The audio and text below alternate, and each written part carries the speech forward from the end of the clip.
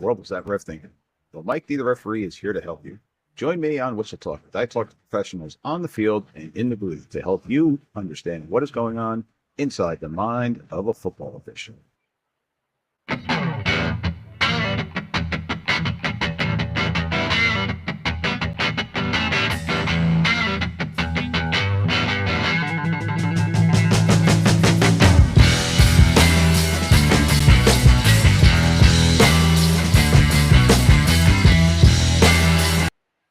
All right, ladies and gentlemen, welcome back to another episode of Whistle Talk, the short wing edition, the short wing roundtable edition. Right now, we only got one of the guests. We've had a couple of scheduling issues going on with trying to get a couple of other guests on, but got a really great guest for you all today. Before we dive into our topic, though, I just want to remind everybody: hit those like buttons, hit those subscribe buttons. If you're watching on YouTube, give me a thumbs up or thumbs down. I mean, it's up to you. And just hit me up with any questions or comments. That's what I'm here for. Close that screen out here. So just hit all that stuff. And if you have any questions, find me at Mike D the referee at gmail.com or go to the Facebook page. So today we got Mr. Dan McKenna joining us. You guys all know I like keeping the Jersey flavor going. So I got Dan McKenna from New Jersey from the Shore chapter here. Dan also has some experience in a couple of other chapters before settling here in New Jersey. So Dan, thank you for coming on today. How you doing? Doing well, Mike. Thanks for having me. Long time coming here. Yeah. I've been trying to get Dan on for a bit, but schedule wise, Dan's a very busy individual. I know. So Dan, tell the listeners a little bit about yourself, your background, where you're from, and what associations you may have worked for. Yeah. Originally from the Pittsburgh area. Big football, high school football. Rules everything there. So some great experiences there. Great coaching, great officiating. Moved to outside of Washington D.C. in Northern Virginia, and I was in the the Maryland D.C. chapter there, and then moved to New Jersey about 6 years ago. So, definitely some differences between the organizations. They don't do crews down there in DC, so you're kind of always with different folks, which I think there's good and bad with them both. I do like the crew. We have a good time together on our crew for sure, and get to kind of know how everyone is. But it was nice, especially starting out officiating. I think you got to work with so many different guys and learn a lot, that way. So I'm grateful to kind of see both ways of doing it. Good stuff. And as Dan was mentioning, little home bias here. Dan and I are on the same crew together, so Dan and I definitely have some familiarity with each other and our styles and work. Um, so that's definitely something that I've come to appreciate, and I think Dan is one of the better short wing officials that we have in our association. Again, a little bit biased, but I've said this to him over a beer or two, also. So it's not anything that I don't think I've never mentioned to Dan. So Appreciate that. one of the things, absolutely. So one of the things that I've talked about with we've had our umpire roundtable and we had our white hat roundtable, and now with the short wing roundtable, I want to talk about some of the challenges that you face now on a game to game basis now being a short wing, because I'll tell you the white hat has its own stresses with having to be the face of the crew chief, and all eyes looking at them. We talked last episode about the umpires' challenges being in the middle of the field and different things like that. And now we're working towards the sidelines. Now we're getting out of the middle of the perceived chaos to, well, basically another area of chaos of the sidelines. So Dan, what do you think is one of the biggest challenges that you face as a short wing? And we'll start off with a mechanics question. What is one of the biggest challenges you find mechanically at being a short wing? Yeah, there's a couple. One that comes to mind is think we've made it known we don't love the mechanic on kick returns. You know, three of us on the goal line. A lot of times you get a short kick, that ball could be 25, 30 yards up in front of you. You're trying to spot the ball. You're trying to see if, you know, if there was a fumble. There's a couple of fumble plays in particular that I remember where, you know, the ball is just so far away from you. So, you know, I think maybe in theory we could move the wing officials up maybe to the 10 or something like that. I'd maybe like to see a change there. And I think that might just be New Jersey, maybe not everywhere else. But yeah, just that's one. You know, I think some of the sideline stuff can be tricky. You know, ball coming at you, ball carrier coming at you, which way are you going? Quarterback rolling out, you know, you still have the line there.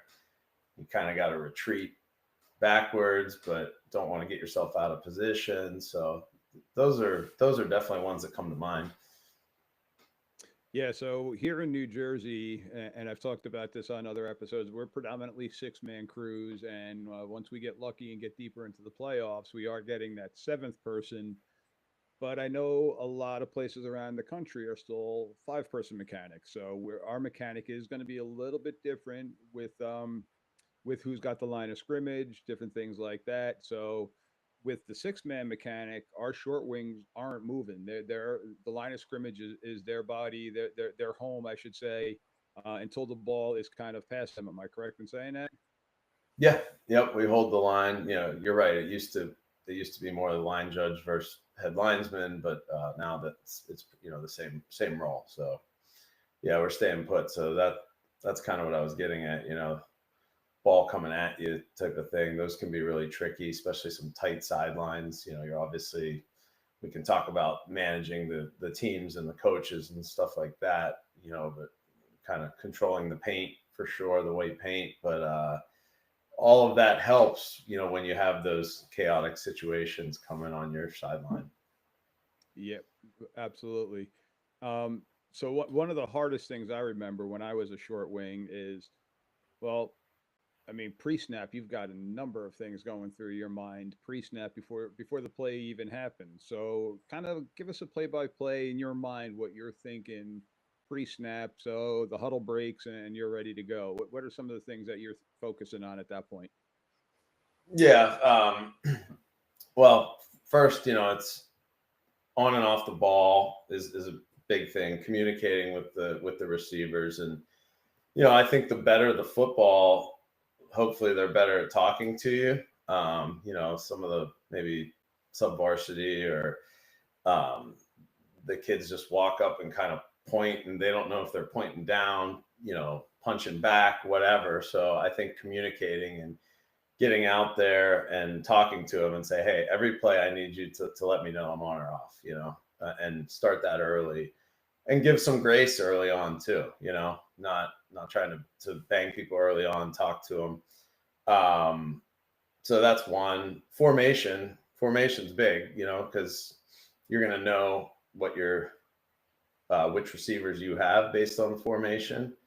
You know, we have the number two receiver most of the time, two or three. So it's formations is big, just when they're coming out. So yeah, I'd say that's a big one. And then getting your eyes on your official, your partner across the field. You know, are they punched back? Are they not? You know, how many guys are in the backfield? Those are all pre-snap things that you're thinking about that are really important. So I think in officiating, one thing that I've learned early and often is communication is the key. Communicating with players, communicating with coaches, communicating with your crew. So I think you could nip a lot of these potential infractions. You can nip them in the bud if you communicate early. Yeah, I agree. And one of the biggest things that I really loved was when that wide receiver would walk out and they would look at you on the sideline and they'd give you a thumbs up.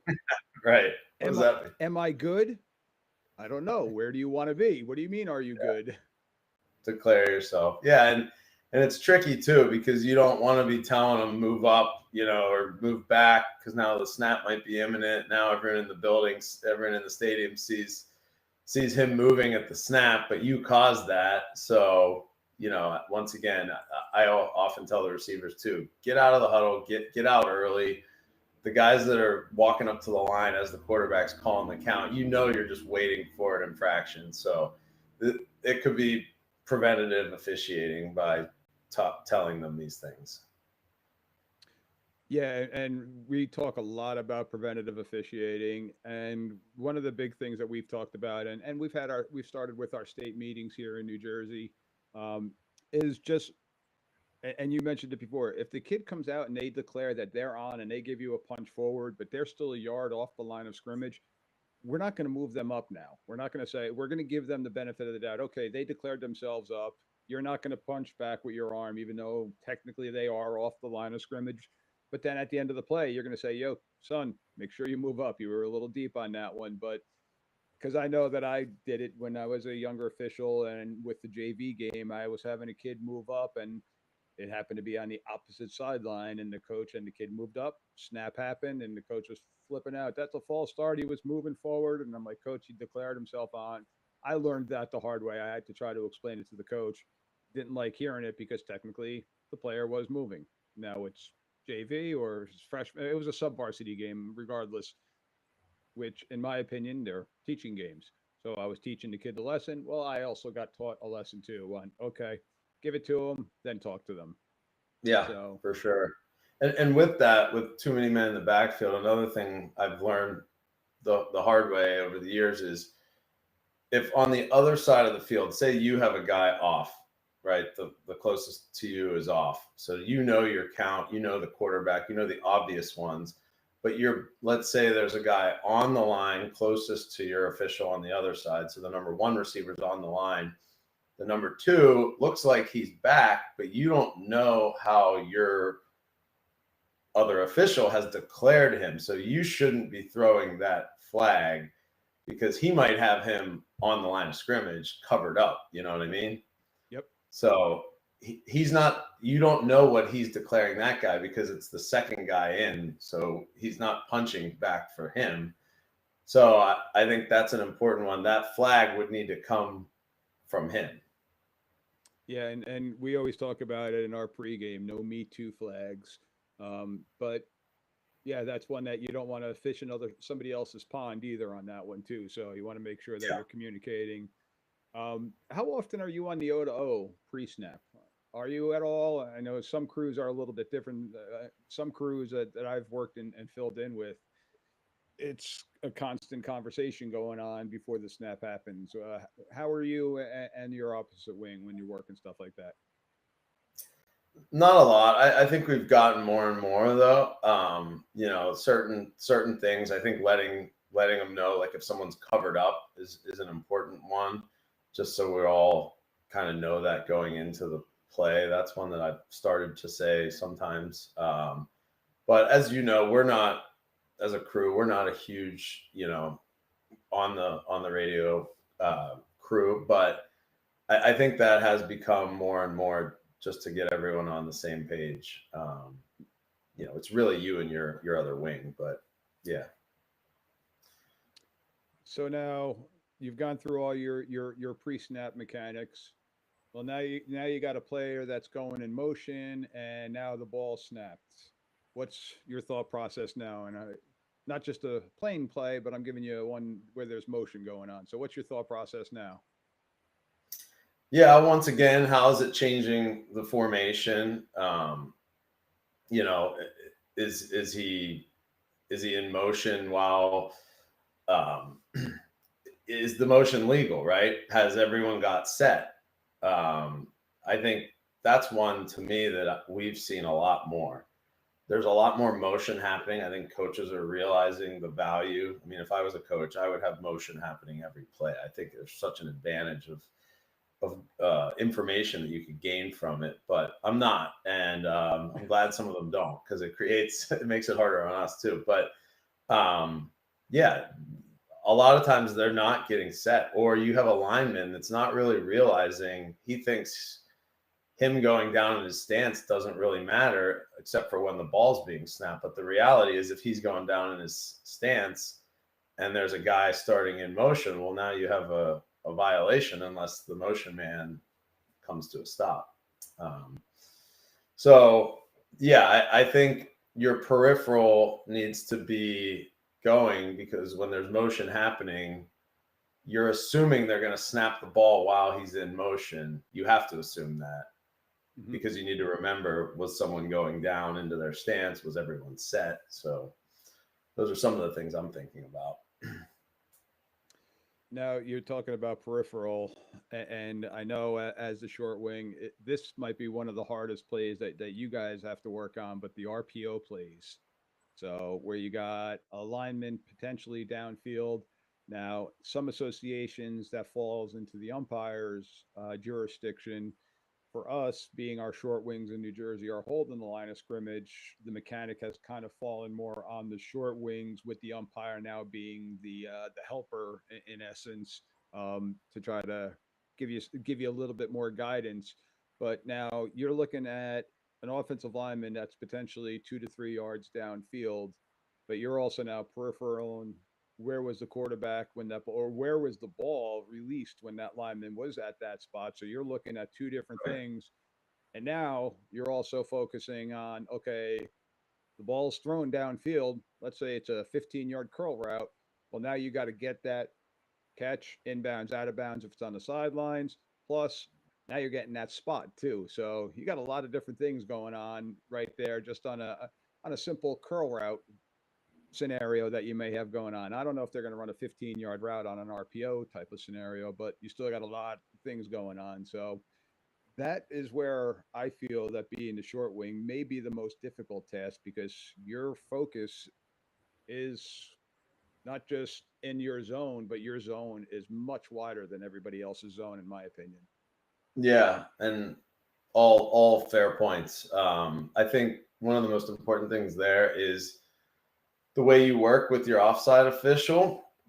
Head linesman, line judge working together, where the person whose side that play is going to can't do it all. You need the help of the offside official, especially with the lineman. I think that call should be coming from that official on the opposite side. If the ball's thrown to my side, I would think the offside official will be the one getting the lineman most of the time. It's not everyone's doing their part there, but like you said, your eyes are going to then have to get on the guy that catches the ball, spot the ball.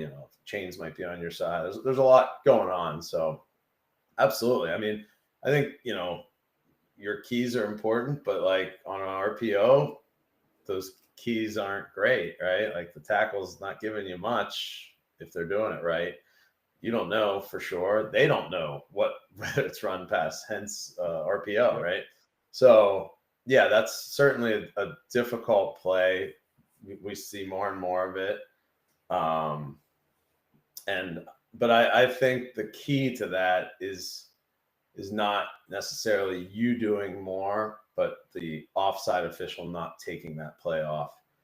And you mentioned the lineman too, when the ball's released. Visually, for a lineman to be ineligible downfield, when that ball gets to him and he's at 4 yards, well, he might not have been at 4 yards when the ball is thrown.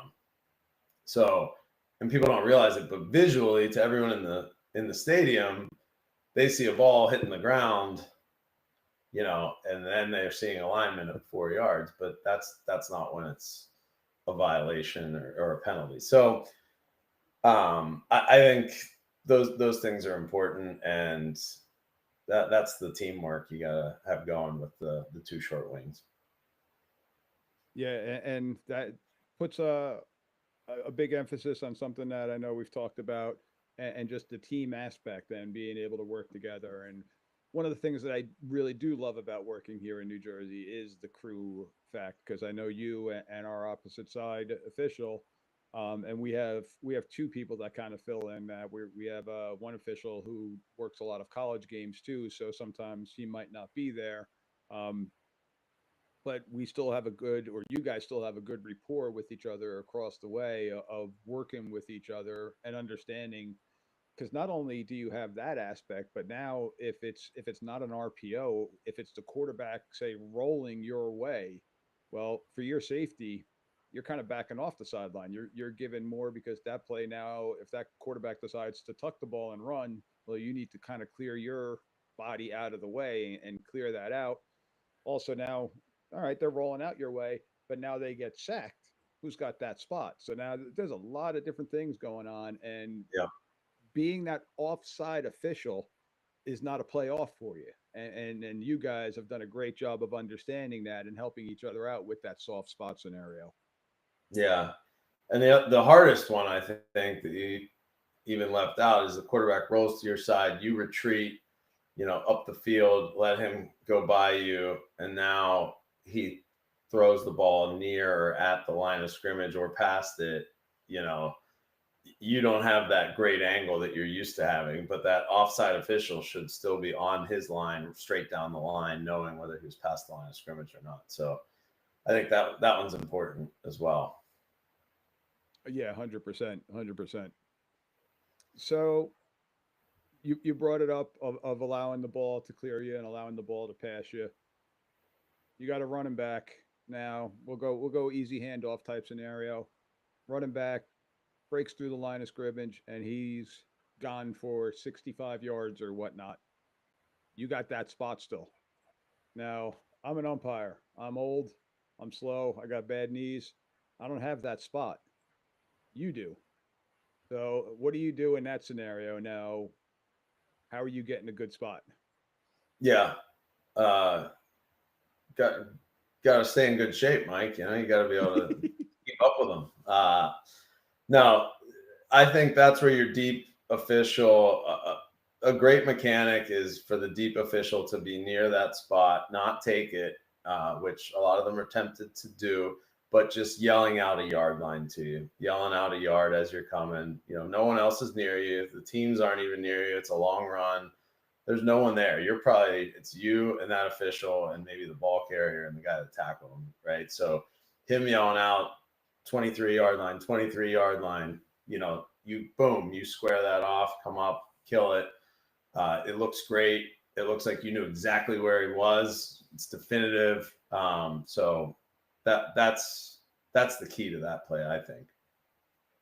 And now, me as an umpire, now I'm spotting the ball after getting the spot from you. I'm going to talk a little cheat mechanic here. I'm putting that ball on a tick.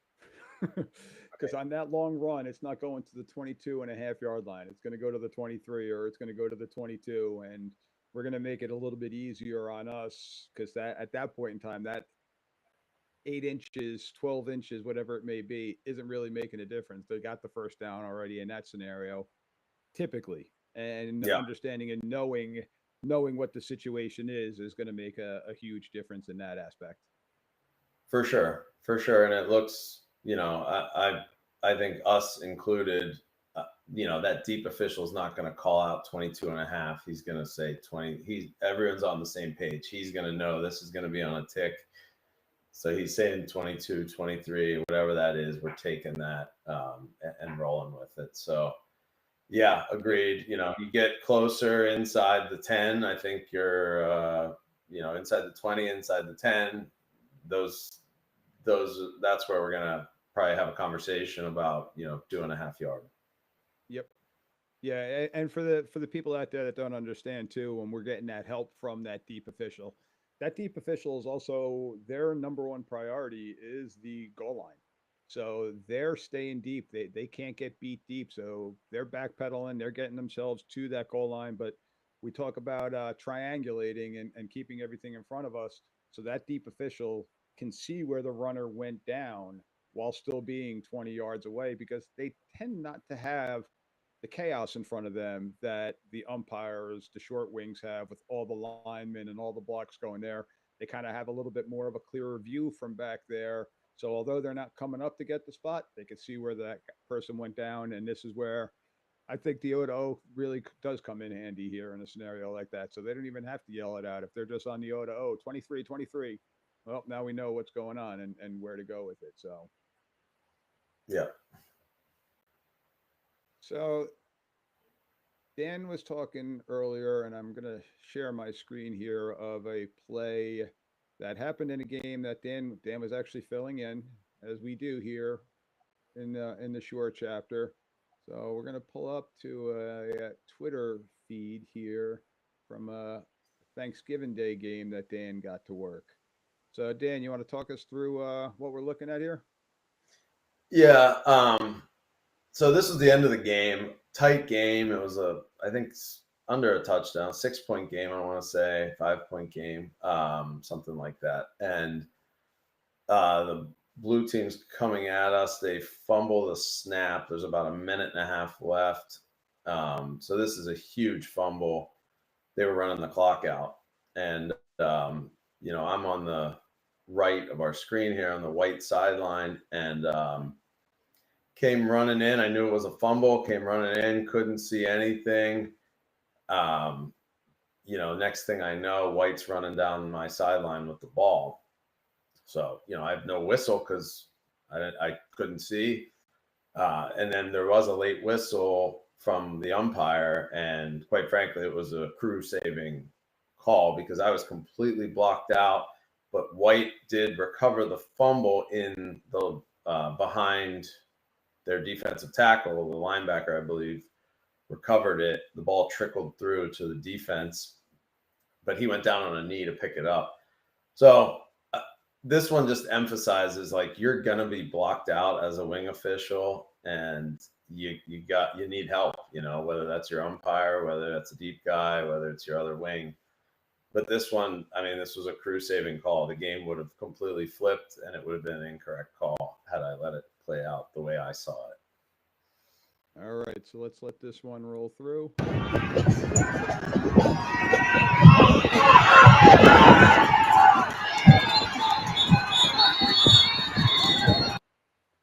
Yeah, so I know that happened quickly, but if you maybe let it roll and then pause it, right there, they pick the ball up from their knee. So that White right there, yeah. So, but I can't see that. I'm blocked out. So, it's just a good example. I remember we had one a few years ago, Mike, in a state semifinal game where the wing official opposite me was completely blocked out. Didn't know if the guy was down or not. Let it run. He was down. I saw him from 50 yards across the field, his knee go down. So I had to come running in on that one and kill it. It didn't look great. The coaches didn't love it, but if you you gotta do that. And that was a big one. That was fourth quarter of a state semifinal game, I believe. Yeah, and ultimately, even sometimes if it doesn't look so good, ultimately you got to correct. And like you said before, that was a crew saving whistle by the umpire in that scenario. And for the listeners that are out there, that game was a Thanksgiving game that's been going on, gosh, close to 100 years now. It's one of the biggest rivalries in our state here. And it was Thanksgiving morning, and it was an absolute monsoon. It was just disgusting out, and the field was horrendous. But they're playing that game. Like that game is going on in those two towns. They're neighboring towns. So it was just how that one played out. That it one team could have been 10-0 and the other team 0-10. That is their Super Bowl. It's that big of a game in our area. Um, so the fact that all right, you ultimately got it right, that's the most important thing. Yeah. Yeah. And I think we have that sometimes as, talking about some of the weaknesses of our 6-man mechanics. One of them is the middle of the field, of course, right? That tight end catches an in route in the middle of the field. Typically that's the wing official that has that guy, and we're 40 yards away from the play. So to know whether he caught it, whether he's down, with a lot of things, we don't have the best angle. So that umpire having a head on a swivel and spinning around to that is crucial, because you're you might be a few feet away from him. So I think that's another good example of when the umpire could bail out the wing. Yeah, absolutely. So another scenario and another challenge of your position now is, well, you're on the sidelines. You got coaches in your ears. You got players there, and now all of a sudden you got an opposing player runs out of bounds and maybe gets popped in bounds, but right near that sideline and isn't too happy. You now got the whole scrum going on the benches and different things like that. How do you handle?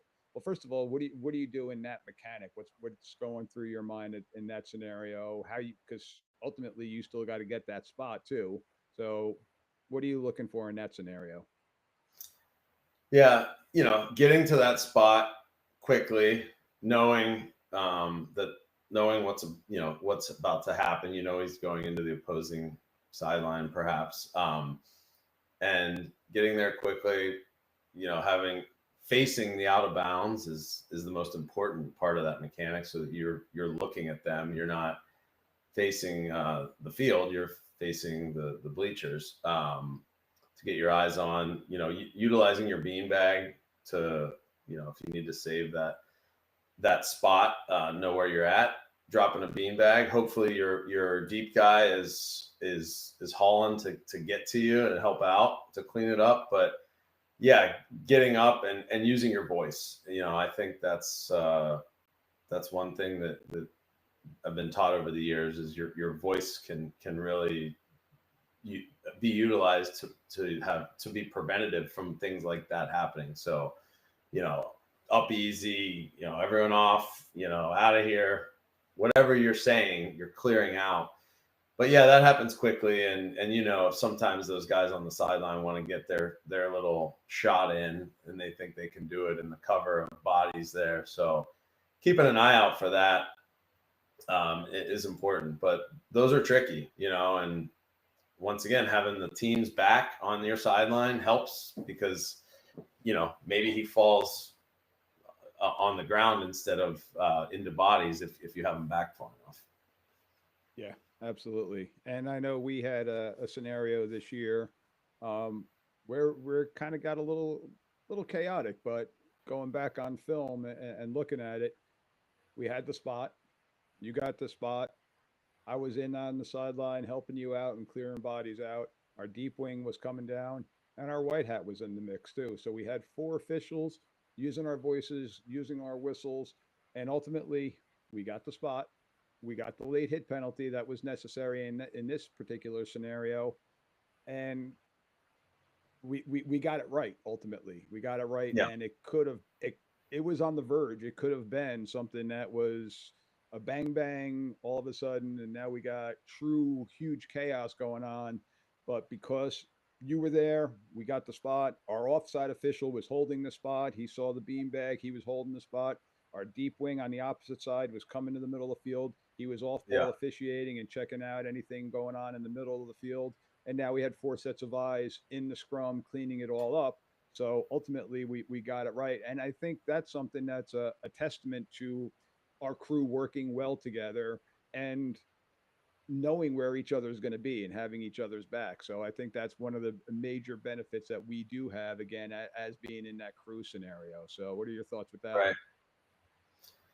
Yeah, for sure. And I think one thing I'll add is the opposite side, where the other team, when it gets a little chaotic on one side, is there's temptation for those players to come off the bench. Our offside officials did a great job of keeping that sideline back, when little scrum happens. But yeah, like you said, everyone knowing, I'll pay homage to a guy, 50-year plus official I worked with down in DC named Rick Carpenti, which he's a legend. But he used to say to the deep guys, don't just stand there and collect your game fees, hauling in. He would always be on that point. So I think that's crucial, is, they're 25 yards downfield, having that cushion, but then it's a full sprint, into that sideline area to help out. Yeah, And that now will fall into the lap of, if it's a 5-person mechanic, now that back judge, and that back judge playing center field and now first base using baseball analysis. They're sprinting in from center field to get down to that corner area to help clean it all up, and to have your back in that scenario. It's a major thing, and those are the little things that a lot of people don't see and understand of what's going on, and what makes a good crew work well together. And I think that's why we've had the ability and to work bigger games, and to help each other out. But also, I love talking about our crew, and talking about the, trying to think of the right way to say it, but the lack of ego, and the fact that we'll go out afterwards and we'll sit at the bar or the restaurant, and we'll say, Dan, what the hell did you have on that play? Or Mike, I disagree with that call. And we'll talk it out, and work on getting better. And then come Sunday or Monday, whenever we get the film, we're looking at the film and we're texting with each other about, okay, hey, Dan, you did have that one right. And my bad, I was wrong on that one. So we do have the ability to talk it out, and we kind of leave our egos aside. So I think that's another great dynamic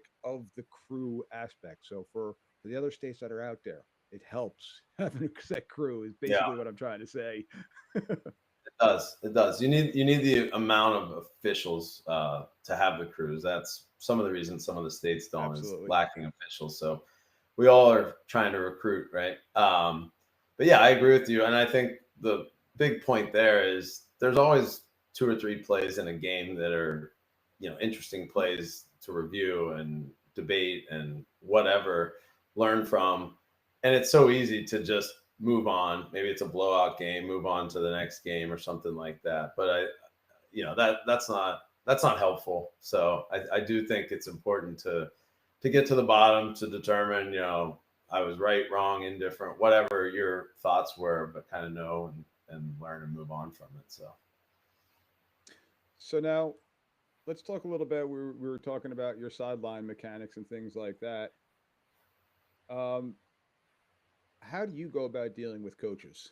Because you're the one who's got the brunt of it. And I laugh about that commercial where the guy has a coach screaming in his ear the whole time. Then he goes home and he has his wife screaming in his ear, and he's able to just to tune it out. I forget what it's. I don't even know what the heck it's commercial for. But um, how are you dealing with the coaches and with the sidelines, both on a positive and negative side? Because there's a lot of really great sidelines that are out there. for sure, and I've tried to emphasize to some, youth programs and stuff like that, my experience as a sideline official, um, the correlation between how the sideline is and how good the team is. I mean, I would love to do a study on that, but that correlation it's amazing. The sideline where all the toes of the players are on the same line, back far enough. There's one coach communicating with the officials, not every assistant. I bet you that team's going to be pretty good. The one that's complete chaos. Everyone's yelling, screaming. There's no order. You're pushing them back the whole time. There's no get back coach. There's not probably not going to be too good. That's not important to us, but I think it's just something to think about and note. And I bet you most would agree with that. But yeah, to answer your question, I think it's, you know, letting the coaches know, who you are before that half, keeping it professional, finding that balance, not talking too much to them, not being, in the middle, buddy buddy or anything like that. Keeping it professional, letting them know they can communicate with you, especially the head coach, and not having an ego, not letting things bother you. I mean, there's almost nothing a coach is going to say that's going to, bother me that much. Honestly, it's when you're ignoring a lot. If they're asking you a direct question, I think you can respond and answer that direct question that they're asking you. But you don't have to hear everything. You don't have to hear everything they're saying, and it shouldn't matter to you. You have a job to do, and it's you know the rules, and I like leaning on our knowledge of the rules. To to be the thing.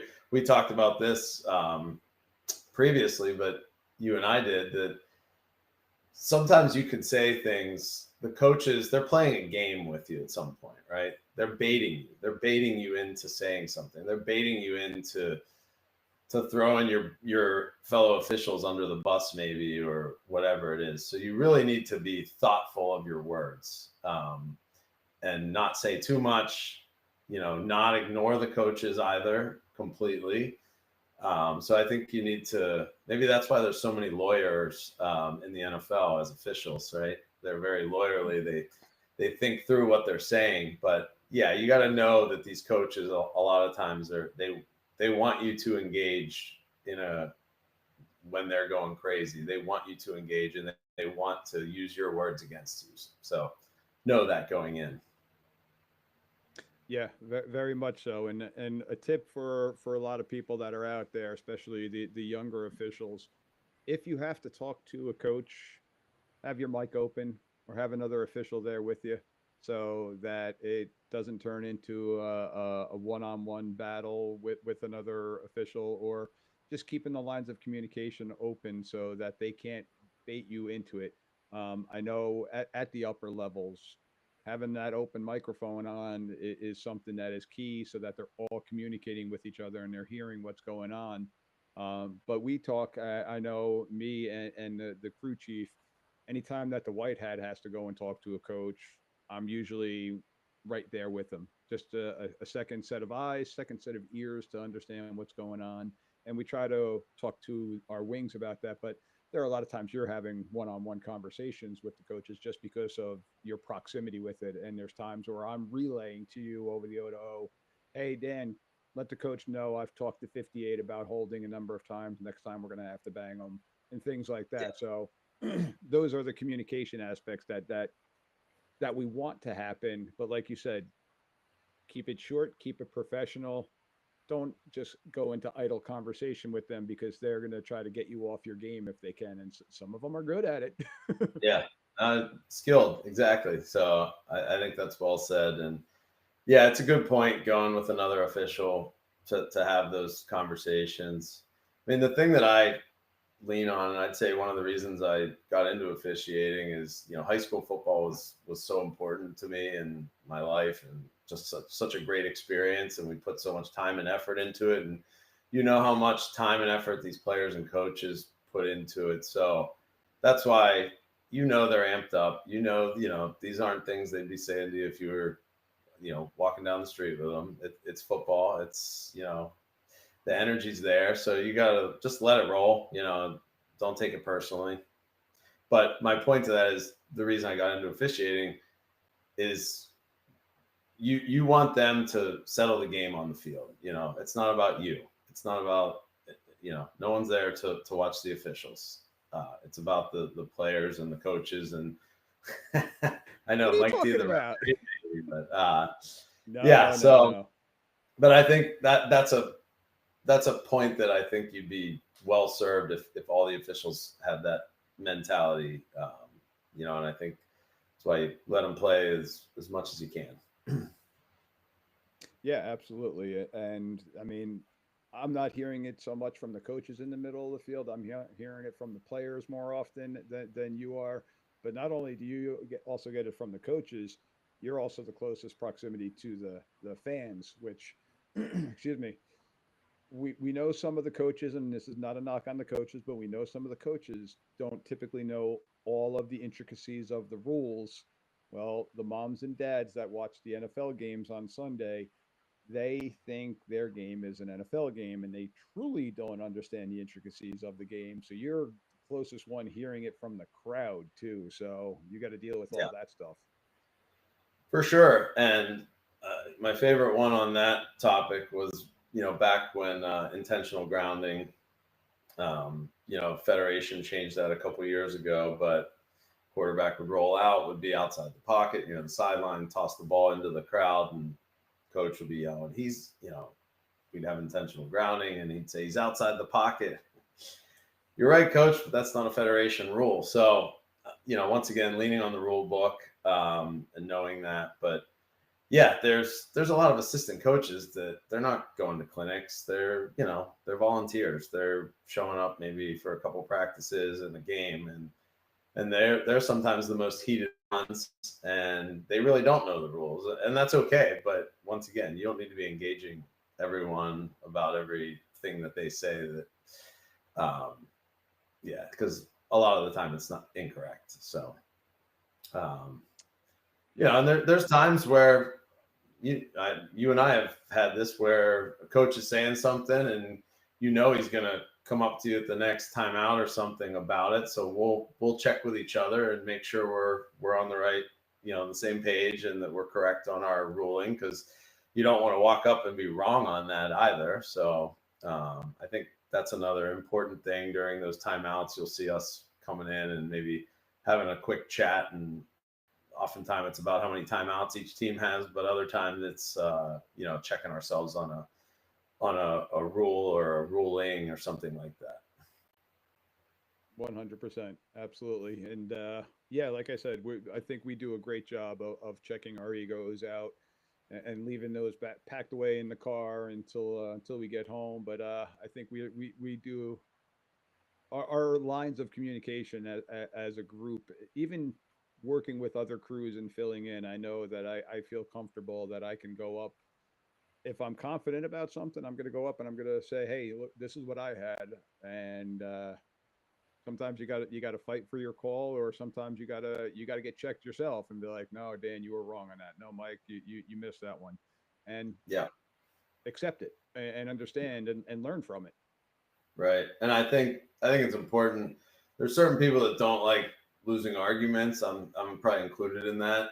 But I think it's different in this atmosphere of officiating football, because sometimes losing an argument is the right call, right? And that's what you ultimately want. So if your crewmates are more confident than you, you gotta let that go. But when you're confident, you gotta speak up. So I'd say over the years, there's a couple I regret not speaking up on, and I think most of the time when I've thought about speaking up, it was because I was so sure of it.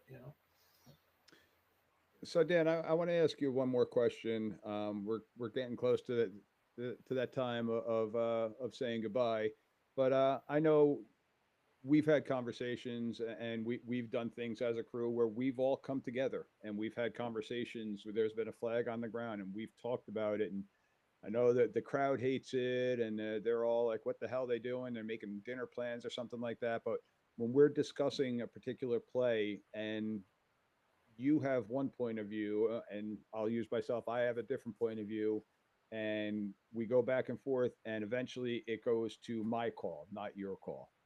Now you got to go to the sideline of the offended team, and they're asking you, "What the hell happened? How come that call happened?" How are you dealing with the coach in that scenario where in the back of your mind you kind of agree with that coach, but you're got your crew here that's going with a different way? What's the way that you're handling that? Yeah. That's a tough one. That's where your middle of the field is a nice place to be, isn't it? Um, yeah, it's difficult, but I think letting them know, like, coach, multiple other officials had a better angle than me. You know, letting just talking through it that way, and what he's gonna say back to you. He's gonna say, "Oh, that you're getting pushed around and you're, not confident in your call," or something like that. But I think it's like you said before, it's the humbleness to be able to get it right. Coach, after we discussed this, several other people had a better view. They saw this, that there was no whatever flag on the play or something like that. And you'll hear about it and step onto the field, and normally they're moving on to the next play, and if not, they're going to yell. That's fine too. But yeah, I think you earn some of the coaches. It took me a while to realize this, but it really is a game to them. Some have a strategy of the way they work the officials, and that's part of the game, and that's fine. Mm-hmm. But we need to know that from our side of it, and half the stuff, I don't want to say that, maybe not half, but a lot of the stuff that's being said, they know is not correct, but they're working you for that next call. And you can't look at it that way. You got to be looking at the game blindly and just looking at what's right and what's wrong on the next play, not because they're in your ear or something like that. So, you know, and if you think through that, if you let them do that, you're just promoting more of that in your ear, you know. So even more reason to not let that affect you. Yeah, I think a good defensive line coach is going to scream and yell basically on every single snap that his defensive lineman is being held, just to see what they can possibly buy in that scenario. A lot of them do believe that the kids are being held on every single play, but there's still the little bit of gamemanship that's going on in that scenario. They're trying to work the system the best they can. Yeah. So Yeah, I think that's why you're seeing a lot of these former NFL officials being hired by the teams, because they know what kind of works a little bit. They know things to teach. You know, you talked about holding. If that defender doesn't turn and run, then it's probably not holding, right? Like if he's yep. staying in tight, but if he turns and runs, and now you see that separation with the jersey, now you have holding. So sometimes the difference of holding and not holding is the way that those players are coached to get that call. And I think that's why you're seeing more and more officials being utilized on coaching staffs. Yeah, 100%. 100%. Well, Dan, I want to thank you once again for taking the time. Unfortunately, I did get a couple of messages while you and I were talking with the other two guests that were going to jump on with us, but schedule wise, unfortunately, as with all of us that are here, life sometimes gets in the way, and they were unable to join us. So our round table kind of just turned into a small little cafe table here of just you and I. But Yep. once again, I appreciate you taking the time out of your busy weekend here and jumping on with us. Um, Once again, ladies and gentlemen, Dan McKenna coming to us from the Shore chapter. Again, a little biased here. Dan and I are on the same crew together, so we have a pretty good working relationship. And I've been working Dan to try to get him on the show for quite a while now, but finally broke him. Yes, I win. No, I'm glad. Thanks for having me. It was fun. Enjoy it, and yeah, good luck to you, Mike. Once again, appreciate it. Again, anybody out there, any questions, feel free to reach out to me, Mike D, the referee at gmail.com. We're here for you.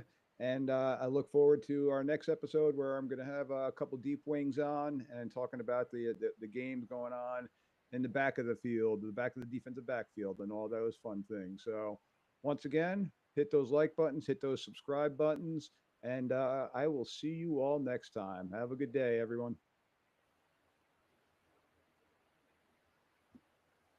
All right, we are done recording. And